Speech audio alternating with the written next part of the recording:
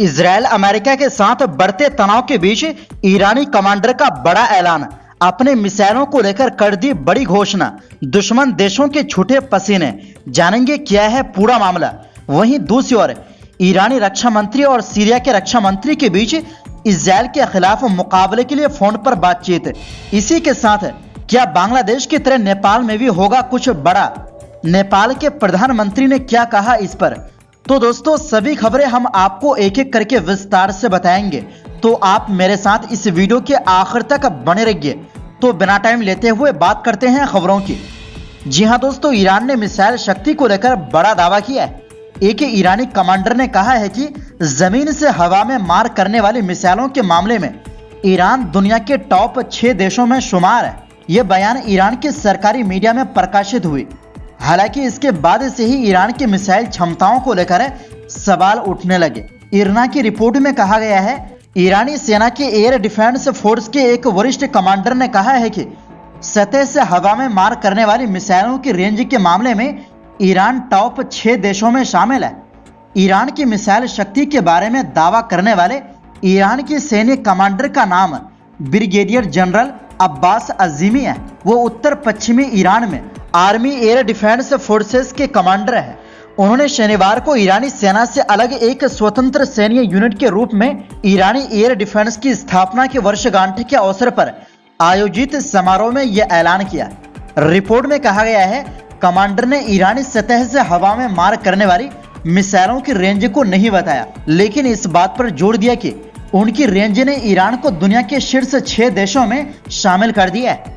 Iran हाल के वर्षों में एयर डिफेंस को मजबूत बनाने के लिए जमकर पैसा लगा रहा है। इसके लिए ईरान ने दूसरे देशों में भी अपने एयर डिफेंस सिस्टम को तैनात करने का प्रयास किया है। 2018 में आई एक रिपोर्ट के अनुसार ईरान ने सीरिया में अपने खोरदान एयर डिफेंस सिस्टम के 3 यूनिटों को तैनात करने का प्रयास किया था। यह सिस्टम बावर 373 जैसे सोवियत एयर डिफेंस सिस्टम पर आधारित है।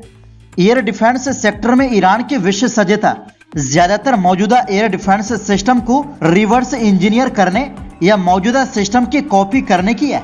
ईरान के सैयद एयर डिफेंस सिस्टम को चीनी एयर डिफेंस सिस्टम की कॉपी माना जाता है। वहीं सैयद 2 को अमेरिकी RIM-66 मिसाइल पर आधारित माना जाता है। ये बताता है कि ईरान अपनी सैन्य क्षमता को बढ़ाने के लिए अन्य देशों से सीखने के लिए तैयार है। ईरान ने इराक, सीरिया, लेबनान और यमन सहित अन्य समूहों और देशों को भी मिसाइल टेक्नोलॉजी निर्यात की है। अधिकांश ईरान समर्थित मिलिशिया समूह की एयर डिफेंस ताकत इतना नहीं है, लेकिन हाल के दिनों में वो तेजी से अपनी क्षमता बढ़ा रहे हैं। उदाहरण के लिए हिजबुल्लाह ने पिछले 10 महीनों में कई बड़े इजरायली ड्रोन को मार गिराया है।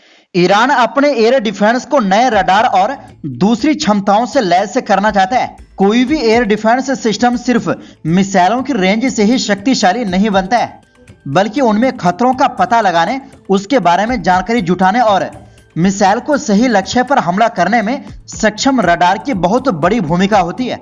ईरान को खराब रडार का खामियाजा भी भुगतना पड़ा है। जनवरी 2020 में ईरानी एयर डिफेंस ने गलती से यूक्रेन एयरलाइंस के वाणिज्यिक विमान PS-752 को मार गिराया था, जिसमें 176 लोग मारे गए थे। उस समय ईरानी रडार वाणिज्यिक और सैन्य विमान में अंतर नहीं कर सका था।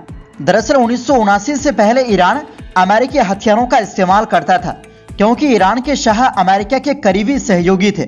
उदाहरण के लिए ईरान पुराने अमेरिकी विमानों को उड़ाना आज भी जारी रखे हुए है। इससे ईरान की सेना को सोवियत और पश्चिमी दोनों तरह की तकनीक तक पहुंच बनाने में मदद मिली है। हाल के वर्षों में ईरान ने अपने मिसाइल और ड्रोन कार्यक्रमों के साथ साथ अपने सैटेलाइट प्रोग्राम में भी सफलता हासिल की है, जो बताता है कि ईरान काफी प्रभावशाली बनते जा रहे हैं। इसी के साथ आपको बता दें कि जी हां दोस्तों, ईरान और सीरिया के रक्षा मंत्रियों ने रविवार को एक महत्वपूर्ण फोन बातचीत की, जिसमें उन्होंने दोनों देशों के बीच सहयोग को और गहरा करने की जरूरत पर जोर दिया और इजराइल के खिलाफ सहयोग पर भी चर्चा की है। दरअसल ईरानी रक्षा मंत्री ब्रिगेडियर जनरल अजीज नासिरजादे ने सीरिया के लिए ईरान के समर्थन की पुष्टि की। उनका कहना था कि सीरिया की क्षेत्रीय अखंडता और सुरक्षा को बनाए रखना ईरान के लिए महत्वपूर्ण है। नासिरजादे ने यह भी बताया कि अंतर्राष्ट्रीय समुदाय ने ज़ायोनिस्ट शासन यानी इजराइल के गाजा में किए गए अत्याचारों पर ठीक से प्रतिक्रिया नहीं दी है, जो कि एक बड़ी चिंता का विषय है। नासिर जादे ने कहा कि ईरान और सीरिया के बीच लगातार और करीबी सहयोगी जरूरी है। उनके अनुसार अगर दोनों देश मिलकर काम करेंगे तो ज़ायोनिस्ट शासन को हराया जा सकता है। ये सहयोग केवल सैन्य मामलों तक सीमित नहीं है, बल्कि ये दोनों देशों की सुरक्षा और रणनीतिक हितों के लिए भी महत्वपूर्ण है। सीरियाई रक्षा मंत्री जनरल अली महमूद अब्बास ने कहा कि सीरिया के लिए ईरान का समर्थन बेहद महत्वपूर्ण है। उन्होंने ईरान और अन्य प्रतिरोध धारा के देशों के योगदान की सराहना की, जो सीरिया की सुरक्षा को सुनिश्चित करने में मदद कर रहे हैं। अब्बास ने यह भी कहा कि सीरिया और ईरान की सुरक्षा एक दूसरे से जुड़ी हुई है और दोनों देशों के बीच मजबूत रिश्ते बनाए रखना जरूरी है। जनरल अब्बास ने अंतर्राष्ट्रीय संगठनों की निष्क्रियता की आलोचना की, जो इजराइल के खिलाफ गाजा, सीरिया और यमन में हो रहे अपराधों पर उचित कार्रवाई नहीं कर रहे। उन्होंने कहा कि ये संगठनों की लापरवाही के कारण इजराइल को हिंसा फैलाने की छूट मिली हुई है। जनरल अब्बास ने विश्वास जताया कि सीरिया और ईरान के बीच सहयोग उन्हें और मजबूत बनाएगा। उनका कहना था कि इस सहयोग से दोनों देश बुरी ताकतों का मुकाबला कर सकेंगे और अपनी सुरक्षा को सुनिश्चित कर सकेंगे। इसी के साथ आपको बता दें कि जी हां दोस्तों, नेपाल के प्रधानमंत्री केपी ओली ने शनिवार को कहा कि देश में बांग्लादेश और श्रीलंका की तरह हालात नहीं बन सकते हैं। यहां किसी भी तरह की राजनीतिक हिंसा और अराजकता के लिए जगह नहीं है। ओली ने जोर देते हुए कहा कि नेपाल किसी भी देश की फोटोकॉपी मशीन नहीं है।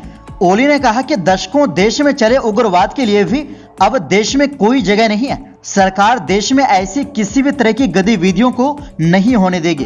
केपी ओली काठमांडू में इनटू द फायर नाम की एक किताब को लॉन्च करने के लिए पहुंचे थे।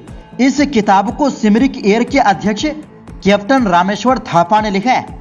नेपाल के पूर्व पीएम और माओवादी सेंटर के अध्यक्ष पुष्प कमल दहल प्रचंड ने पिछले महीने बांग्लादेश से सबक लेने की बात कही थी। उन्होंने केपी ओली के गठबंधन वाली सरकार को बांग्लादेश के राजनीतिक अस्थिरता और अशांति से सबक लेने के लिए कहा था। प्रचंड के इस बयान का जवाब देते हुए ओली ने शनिवार को कहा कि मैं उन लोगों से कहना चाहता हूं कि वो खुद भी सीखें जो हमें दूसरों से सीखने की सलाह देते हैं। ओली ने कहा कि नेपाल की अपनी पहचान है, यहाँ की सभ्यता और संस्कृति अलग है, इसलिए बांग्लादेश जैसी घटना नेपाल में नहीं दोहराई जा सकती। हाल ही में काठमांडू के ओपन थिएटर में दो युवकों ने पीएम ओली और नेपाली कांग्रेस के अध्यक्ष शेर बहादुर देउबा के खिलाफ नारे लगाए थे। घटना के बाद पुलिस ने दोनों युवकों को गिरफ्तार किया था, जिन्हें 2 दिन बाद छोड़ दिया गया था। दरअसल बांग्लादेश के पूर्व पीएम शेख हसीना के 5 अगस्त को हिंसा की वजह से देश छोड़ना पड़ा था। बांग्लादेश में 5 जून के बाद से आरक्षण के विरोध में हिंसक प्रदर्शन हुए थे। 2 महीने से जारी हिंसा के बाद 5 अगस्त को शेख हसीना प्रधानमंत्री पद से इस्तीफा देकर भारत आ गए थे। हसीना के इस्तीफे के बाद बांग्लादेश में नोबेल विजेता मोहम्मद यूनुस के नेतृत्व में अंतरिम सरकार का गठन हुआ। अंतरिम सरकार के मुताबिक हसीना विरोधी प्रदर्शनों में लगभग 1000 लोगों की मौत हुई थी। तो दोस्तों, इस रिपोर्ट के बारे में आपकी क्या राय है? अपनी राय कमेंट बॉक्स में जरूर दें। इस वीडियो में बस इतना ही। तब तक देखते रहिए MW न्यूज।